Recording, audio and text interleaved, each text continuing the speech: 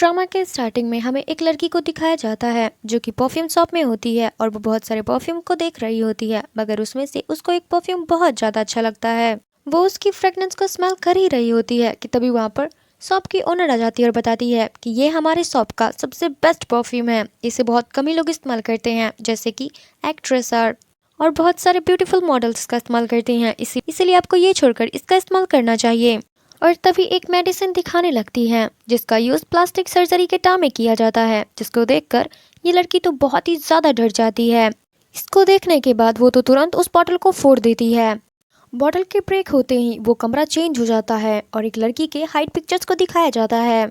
और तभी उस शॉप में बहुत सारे बच्चे एक पिक्चर लेकर आते हैं और बोलते हैं, तुम एक नंबर की मॉन्स्टर हो, तुम तो एकदम मॉन्स्टर जैसी दिखती हो, यानी कि तुम्हारा चेहरा एकदम गोश्त जैसा है, एकदम भूतिया लगती हो तुम इसमें। ये लड़की तो इन सारी चीज़ों को देखने के बाद बहुत ही ज़्यादा डर जाती है और नीचे बैठ जाती है और काफ़ी बुरी तरीके से रोने लगती है। ये सीन यहाँ पर कट हुआ और हमें बताया जाता है ये कुछ और नहीं बल्कि एक ड्रीम था, जिसकी वजह से ये जल्दी से मिरर के पास भाग कर जाती है और अपने फेस को देखती है कि इन्हें प्लास्टिक सर्जरी करा रखा है, जिसकी वजह से इसका चेहरा एकदम अलग हो जाता है, एकदम ब्यूटीफुल हो जाता है। मगर ये हमेशा से ऐसी नहीं थी। प्लास्टिक सर्जरी से पहले वो काफ़ी ज़्यादा अगली और भद्दी दिखा करती थी। बाय द वे मैंने आपको बताया नहीं, इस लड़की का नाम प्रेमा है और ये हमारे इस ड्रामा की मेन फीमेल लीड है। खैर, हमें अगले दिन का सीन दिखाया जाता है जिसमें प्रेमा रेडी हो रही थी अपने नई यूनिवर्सिटी जाने के लिए।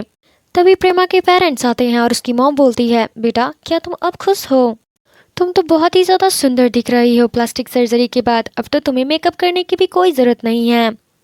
इसके बाद तो उस लड़की के डर भड़क जाते हैं और कहते हैं, मेरी बेटी को परेशान करना बंद करो, यानी कि तुम्हें दिखता नहीं है कि वो कितनी ज़्यादा खुश है, उसे अनकंफर्टेबल फील कराना बंद करो। सी हैं, मुझे भी पता है मेरी बेटी बहुत खुश है अपने इस नए चेहरे से, बस मैं चाहती हूँ कि वो यूनिवर्सिटी जाए तो फिर कोई उसे पहचान न पाए। उसकी मॉम नहीं चाहती हैं कि उसकी बेटी के पुराने चेहरे को कोई भी याद रखे, क्योंकि उसकी वजह से लोग उसको बहुत बुली किया करते थे और मैं नहीं चाहती कि कोई भी मेरे बेटी को प्लास्टिक सर्जरी की दुकान कहे, जैसा कि लोग पहले कहा करते थे अगली।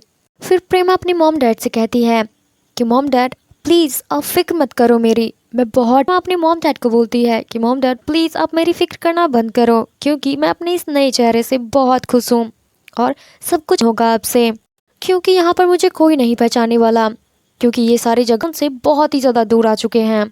यहाँ पर ना कोई मुझे जानता है और ना ही मैं किसी को बताऊंगी कि मैंने प्लास्टिक सर्जरी करवा रखा है।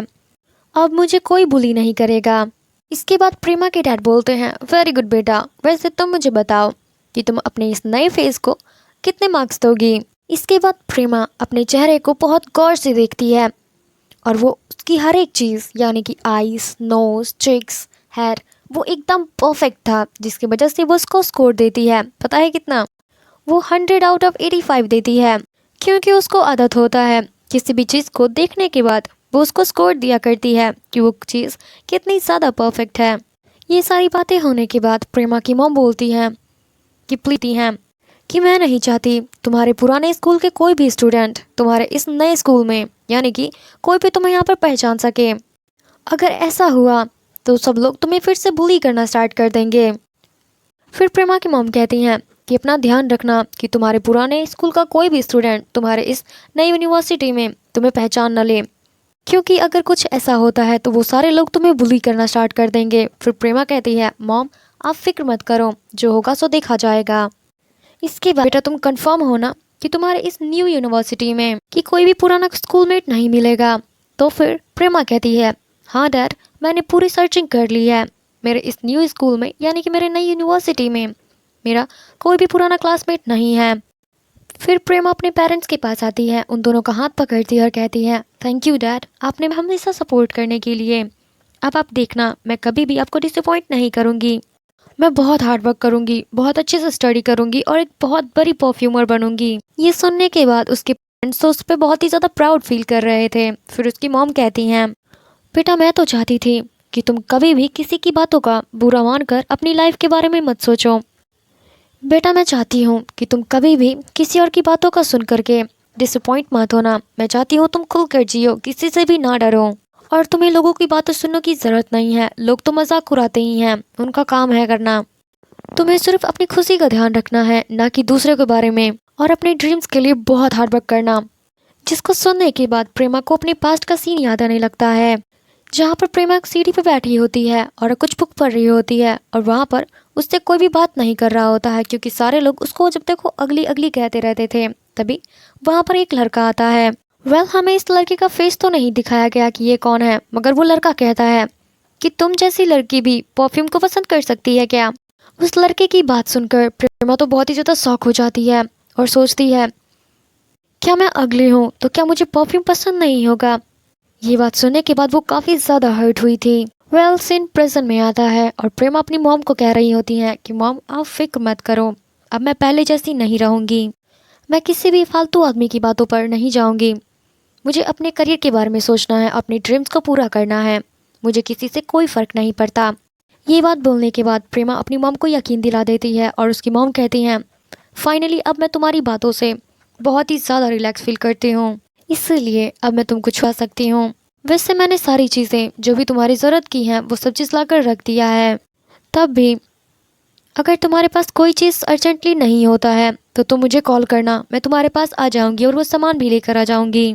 अगर नहीं मिले तो कोई बात, तुम अपने पड़ोसी से ले सकती हो, बिकॉज मैंने तुम्हारे नेबर से बात कर ली है सारी चीज़ों के बारे में। पर प्रेमा कहती हैं, मॉम फिक्र मत करो यार, मैं ऐसा कभी फील होने नहीं दूंगी आपको, मैं अपनी सारी चीज़ों का बहुत अच्छे से ध्यान रखूंगी, क्योंकि मैं अपने काम को अच्छी तरीके से करना जानती हूँ और मैं किसी की मदद लेने वाली नहीं हूँ अब।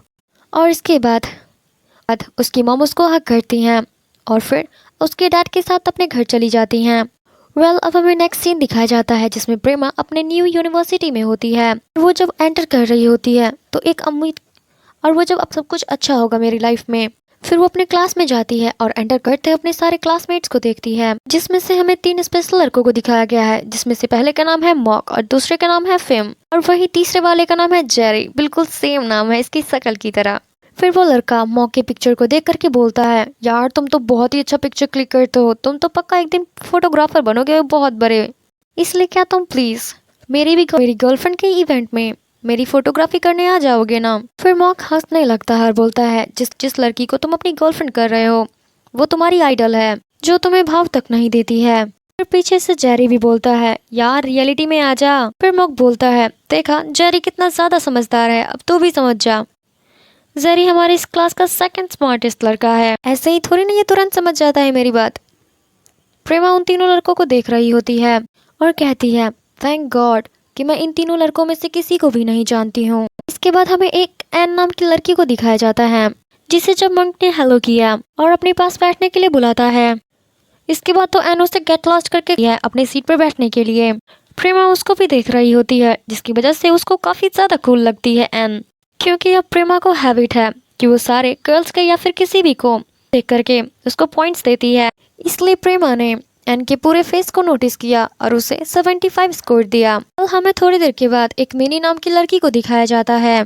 ये बहुत ज्यादा परेशान होती है क्योंकि इसका बॉयफ्रेंड इसको भाव ही नहीं दे रहा था और उसके मैसेज को कोई भी रिप्लाई नहीं कर रहा था। तभी हमें पॉल नाम की एक लड़की को दिखाया जाता है जो कहता है, तुम अपनी फिक्र करा करो ना कि अपने बॉयफ्रेंड की, और ये मिनी का फ्रेंड भी होता है। इसके बाद मिमी तो क्वेश्चंस का भंडार उससे पूछने लगती है।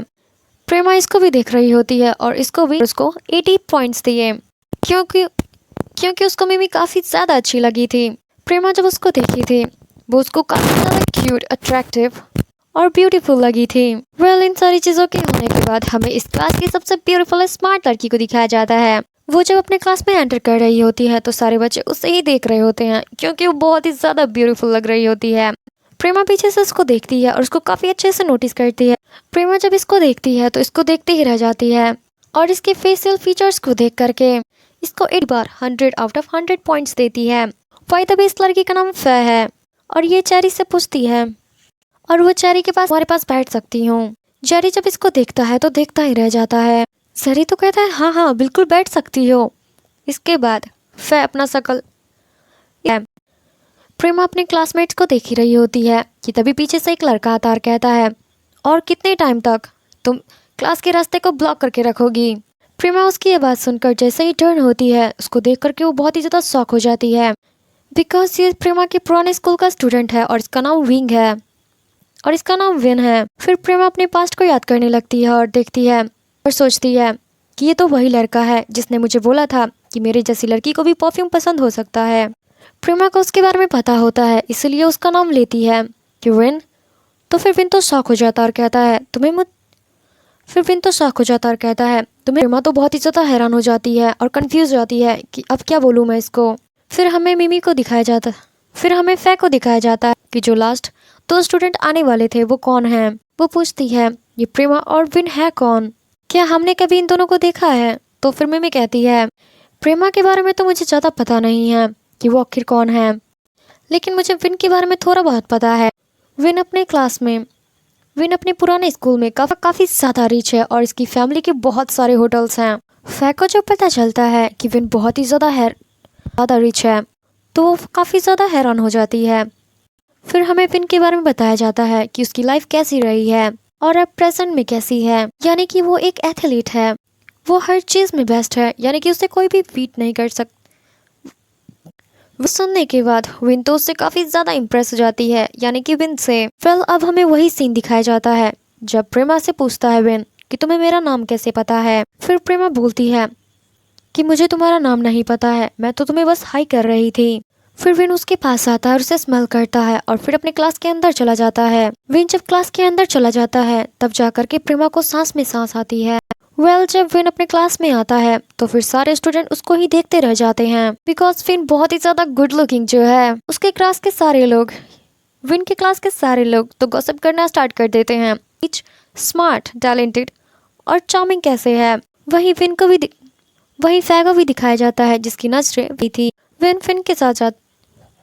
फिन के पास जाता है, देखता है, पूछता है क्या मैं यहाँ पर बैठ सकता हूँ, मगर वो बताते हैं कि नहीं, यहाँ पर सीट फुल है तो प्लीज जाकर पीछे बैठ जाओ क्योंकि अब सीट खाली नहीं है। बट फिर मैं अनमॉक उसको मना करने के बट फिर है तो प्लीज जाकर पीछे बैठो, क्योंकि शायद वो दोनों उससे जेलस हो रहे थे। फिर तभी एन बोलती है कि यहाँ पर एक सीट खाली है, आकर बैठ सकते हो। फिर फिन वहाँ पर जाने लगता है और बैठने जाता है। फिर वो एन के पास में गॉसिप करने लगती हैं कि यार सारे लोग तो आ गए, मगर ये प्रेमा नाम की लड़की कौन है जो अभी तक नहीं आई है हमारी क्लास में, कहीं उसने ड्रॉप आउट तो नहीं कर लिया।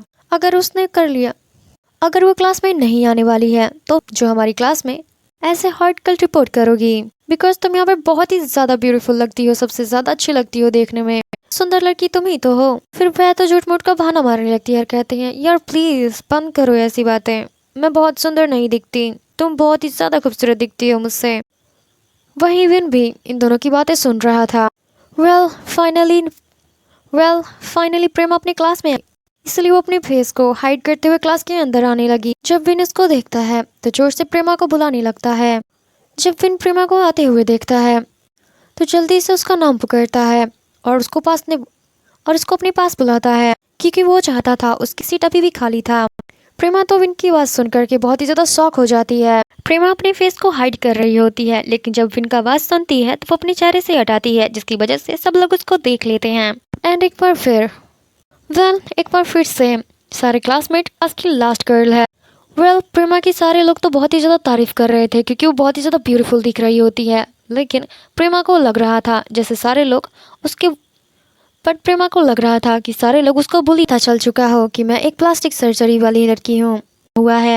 प्रेमा तो अपने ख्यालों में ही खोई हुई थी। तभी वहाँ पर प्रेमा तो अपने ठीक हो ये सुनने के बाद फै की बातें सुनने के कराती है और कहती है फै प्रेमा को, मगर तुम फिक्र मत करो और तुम्हें नर्वस होने की कोई ज़रूरत नहीं है, क्योंकि इस क्लास के सारे बच्चे बहुत ही ज़्यादा अच्छे हैं, वो तुम्हारे साथ फ्रेंडली बिहेव करेंगे। फिर फै अपने क्लासमेट्स को बताने लगती है कि ये हमारी इस साल की लास्ट स्टूडेंट है जो हमारे क्लास में आने वाली है। बताओ ना, ये बहुत ही ज़्यादा ब्यूटीफुल है ना, बट ये बहुत ही ज़्यादा अनफेयर है, प्रेमा को गॉड ने बिल्कुल नेचुरल ब्यूटी बनाया हुआ है। फै की बातें सुनने के बाद प्रेमा तो बहुत ही ज़्यादा शॉक होती है और कहती है कि ये ऐसी बातें क्यों कर रही है, यानी भला कोई ऐसे कैसे तारीफ कर सकता है। प्रेमा उससे कुछ कहने ही वाली होती हैं, लेकिन तभी उसको फै रोक देती है और बोलने लगती है। फै बोलती है कि मैंने आज तक तुम्हारी जितनी खूबसूरत लड़की को कभी भी अपना बेस्ट फ्रेंड नहीं बनाया, इसलिए क्या तुम प्लीज मुझ जैसी अगली लड़की के साथ फ्रेंडशिप करोगी। ये सुनने के बाद प्रेमा तो बहुत ही ज़्यादा शॉक होती है और वो काफ़ी ज़्यादा शांत हो जाती है, क्योंकि उसके साथ ये फर्स्ट टाइम हो रहा था। वो कहती है नहीं, तुम बहुत ही ज़्यादा खूबसूरत दिखती हो, और ये प्रेमा के साथ फर्स्ट टाइम था कि कोई उससे फ्रेंडशिप करना चाहता हो। इसलिए डायरेक्ट वो हाँ कह देती है बिना कुछ सोचे समझे कि हाँ मैं तुमसे दोस्ती करूंगी। ये सुनने के बाद फै तो बहुत ही ज्यादा खुश होती है और प्रेमा को अपने पास लेकर जाने लगती है। सबसे आगे बैठाने के लिए वो लेकर जाती है, वो भी अपने साथ बैठाना चाहती है। यही हमें यही हमें विन को दिखाया जाता है जो प्रेमा और फ्रेंड को सही अपनी सीट पर आती है। वो मिमी से पूछने लगती है कि अटेंडेंस सीट कहाँ पर है। तब उससे बताया जाता है कि वो विन के पास है। फिर वो बहुत ही ज्यादा क्यूट स्टाइल में आती है और विन से अटेंडेंस सीट मांगती है जो कि विन उसको दे देता है। इसके बाद वो काफी ज्यादा क्यूट और अच्छी बन करके उसको थैंक्स कहती है। वो तो एकदम क्यूट सी बनती है जैसे कि उसको पटा ही लेगा। फै प्रेमा को अटेंडेंस बनाने के लिए अटेंडेंस सीट देती है, मगर जैसे ही वो अटेंडेंस सीट पर अपना नाम लिखने जा रही होती है तो पता चलता है कि विन ने उसका अटेंडेंस पहले से ही बना दिया है। इसके बाद प्रेमा तो काफी ज्यादा हैरानी से विन की तरफ देखने लगी और विन भी उसको ही देख रहा था। विन तो उसको पहले से ही देख रहा था, इसीलिए प्रेमा को लगता है हो सकता है ये मुझे पहचान गया हो और काफी ज्यादा घबराने लगती है। जब ब्रेक टाइम आता है तो प्रेमा फै को थैंक यू कहती है उसको अपने पास बैठाने के लिए और उससे फ्रेंडशिप करने के लिए। और उसके बाद वो विन को देखती है जिसकी वजह से फै उससे पूछती है क्या तुम विन को पसंद नहीं करती हो।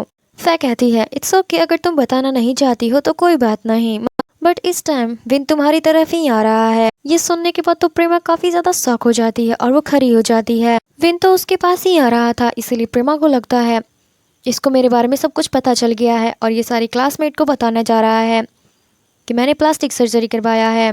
इसलिए वो फै से हेल्प मांगने लगती है और फै उसका हाथ पकड़ती है और उसको वहाँ से ले जाती है। फिर प्रेमा फै से हेल्प मांगती है। विन काफी ज्यादा परेशान हो जाता है। अब हमें प्रेमा और फै को दिखाया जाता है जिसमें फै प्रेमा के हाथ को टाइटली पकड़ती है और उसको भगा कर लेकर जा रही थी। जिसके बाद प्रेमा को काफी ज्यादा अच्छा फील हो रहा था बिकॉज ये सपने से कम नहीं था और उसको लग रहा था कि मानो फाइनली उसकी कोई एक फ्रेंड बन सकती है और वो भी बेस्ट फ्रेंड बन चुकी है।